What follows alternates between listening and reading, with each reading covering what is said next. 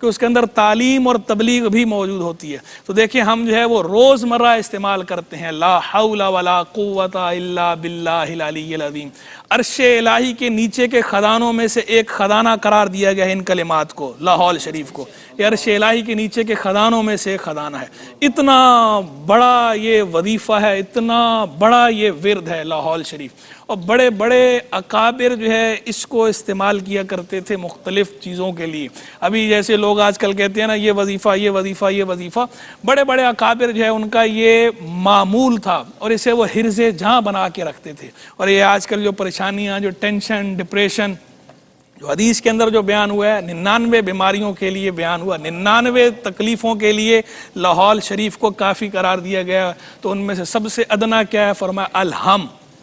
الہم، یہ جو ٹینشن ہوتی ہے، جو ڈپریشن ہوتا ہے، جو انگزائٹی ہوتی ہے، اس کے لیے سب سے بہترین جو ہے لا حول شریف ہے، لا حول ولا قوت الا باللہ العلی العظیم۔ 60 بار پڑھ کے اول آخر درود شریف پانی پہ دم کر کے پیا جائے تو بہترین ہے، یہ مجرب ہے، یہ ٹینشن کے لیے، ڈپریشن کے لیے، انگزائٹی کے لیے اور مختلف امراض کے لیے۔ تو بہرحال یہ تو اس کی ایک برکت ہے ہی ہے۔ میں یہ توجہ دلا رہا تھا کہ آپ اس کے اندر یہ دیکھیں اس کا معنی اور مفہوم کیا ہے، لا حول ولا قوت الا باللہ العلی العظیم۔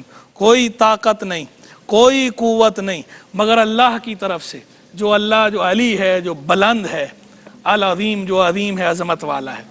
یعنی ہمیں بتایا جا رہا ہے یہ اوراد بھی جو ہمیں عطا کیے گئے، جو حدیث کے اندر تعلیم کیے گئے، تو یہ پڑھنے ہیں تو معنی مفہوم کے ساتھ پڑھنے ہوتے ہیں نا۔ تو معنی اور مفہوم پہ جو بندہ بھی اس کے غور کرے گا اور بار بار اس کا ورد کرے گا تو وہ یقیناً سمجھ جائے گا اس بات کو کہ کوئی طاقت، کوئی قوت نہیں مگر اللہ ہی کی طرف سے۔ تو آپ اندازہ لگائیں کہ اس کا اللہ پہ توکل کیسا ہوگا۔ وہ بندہ کہ جس کے قلب و ذہن میں یہ بات راسخ ہو جائے کہ طاقت و قوت جو بھی ہے بس اللہ ہی کی طرف سے ہے، تو وہ بندہ کبھی تکبر کا شکار ہو سکتا ہے؟ نہیں۔ وہ بندہ کبھی بخل کا شکار ہو سکتا ہے؟ نہیں۔ وہ بندہ کبھی بزدلی کا شکار ہو سکتا ہے؟ وہ بندہ کبھی پریشانی، ٹینشن، ڈپریشن کا شکار ہو سکتا ہے؟ جب اس کے قلب و ذہن میں یہ بات راسخ ہے کہ طاقتیں، قوتیں سب اللہ کی طرف سے ہیں اور وہ اللہ سے لو لگائے ہوئے ہے، اور جب بھی بات کرتا ہے تو دستے دعا اللہ ہی کے سامنے اٹھاتا ہے، تو وہ کبھی پریشان ہو سکتا ہے؟ اسے انگزائٹی، ٹینشن، ڈپریشن یہ نہیں ہوتے۔ وقتی پریشانیاں ضرور آتی ہیں، لیکن جب بندہ اللہ کے حضور سر جھکاتا ہے، اللہ کے فرامین پر عمل کرتا ہے، اللہ سے لو لگاتا ہے، وہ اللہ جو مشکل کشا ہے، مشکلیں ٹالنے والا ہے، جو دافع البلیات ہے، بلائیں دور کرنے والا ہے، جب بندہ اس سے لو لگاتا ہے تو وہ اللہ مشکلیں دور کر ہی دیتا ہے۔ وہ اللہ مشکلیں دور کرتا ہے۔ وَمَن يَتَّقِ اللَّهَ يَجْعَل لَّهُ مَخْرَجًا، جو اللہ سے ڈرتا ہے تو اللہ کا تقوی اختیار کرتا ہے، اللہ اس کے لیے نکلنے کا راستہ بنا دیتا ہے۔ وَيَرْزُقْهُ مِنْ حَيْثُ لَا يَحْتَسِبُ، اور اسے وہاں سے روزی دیتا ہے جہاں سے اسے گمان بھی نہیں ہوتا۔ یہ بات خود اللہ رب العالمین جل وعلا فرما رہا ہے، یہ قرآن کی آیت ہے۔ یعنی یہ باتیں، یہ ایسا نہیں ہے کہ یہ باتیں ہم اپنی طرف سے کہہ رہے ہیں، یہ کتاب و سنت کا نچوڑ ہے جو ہم آپ کے سامنے رکھ رہے ہیں۔ یہ کتاب و سنت کا عطر ہے، کتاب اللہ میں فرمایا جا رہا ہے، یہ اللہ فرما رہا ہے۔ اللہ خود بتا رہا ہے کہ جو اللہ سے ڈرے، اللہ کا تقوی اختیار کرے، اللہ راستہ نکال دے گا۔ تو جب بندہ اللہ سے ڈرنے والا ہو تو اللہ راستہ نکالے گا، جب اللہ نے فرمایا اور وہ اپنے وعدے کے خلاف نہیں کرتا وہ راستہ نکالے گا۔ جب راستہ نکلے گا تو ٹینشن کہاں گئی، ڈپریشن کہاں گیا، انگزائٹی آ گئی، سب چیزیں ختم ہو گئیں۔ اللہ تبارک و تعالی وہ راستے نکالتا ہے، روزی بھی دیتا ہے اور وہاں سے روزی عطا فرماتا ہے جہاں سے بندے کو گمان بھی نہیں ہوتا۔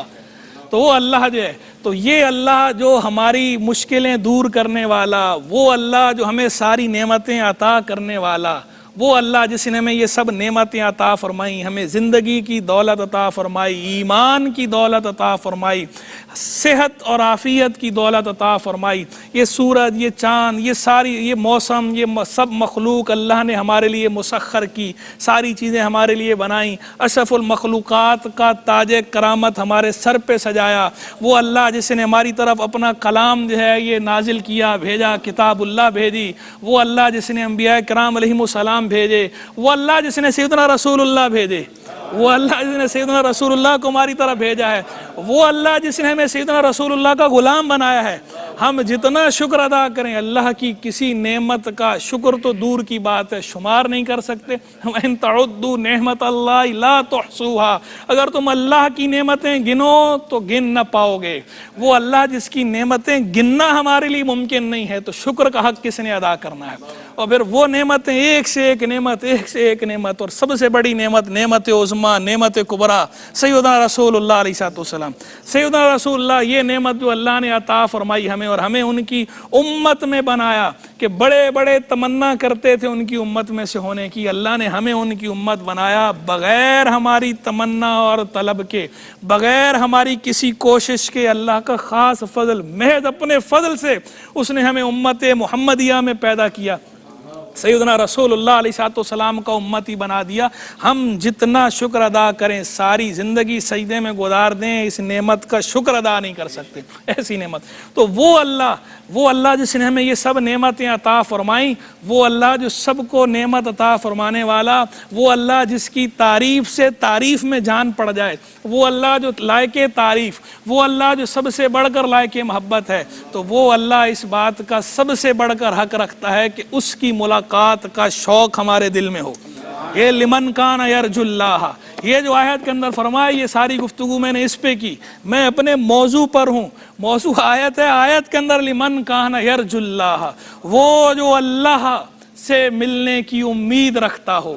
تو اللہ سے ملنے کی امید ہمارے دل میں ہونی چاہیے، یہ جوت ہمارے دل میں جاگنی چاہیے۔ اللہ محبت کا مستحق ہے سب سے بڑھ کر، اللہ اس بات کا سب سے بڑھ کر حق رکھتا ہے کہ ہم اللہ کی یاد میں تڑپیں، ہم اللہ کی یاد میں پھڑکیں، ہم اللہ کی یاد میں گریہ و زاری کریں، کہ انبیاء اور رسول علیہ السلام اللہ کی یاد میں روتے تھے۔ سیدنا رسول اللہ علیہ السلام، سیدنا رسول اللہ جن کا اسوہ حسنہ قرار دیا جا رہا ہے، آپ احادیث اٹھائیے، باقاعدہ مستند احادیث میں، ضعیف نہیں، مستند احادیث کے اندر یہ بات موجود ہے کہ سیدنا رسول اللہ علیہ السلام کے قلب اقدس سے بعض اوقات اس طرح آواز آتی تھی جیسے ہانڈی پک رہی ہو، جوش مارتی ہے تو جو آواز آتی ہے، یہ آواز آتی تھی۔ اور کیفیت کیا بیان ہوئی حدیث کے اندر؟ کس سے؟ فرمایا خوف خدا سے، خوف خدا سے، اللہ کے خوف سے۔ سیدنا رسول اللہ علیہ السلام کی کیفیت بعض اوقات ایسی ہوتی تھی کہ آپ کے مبارک سینے سے اس طرح آواز آتی تھی۔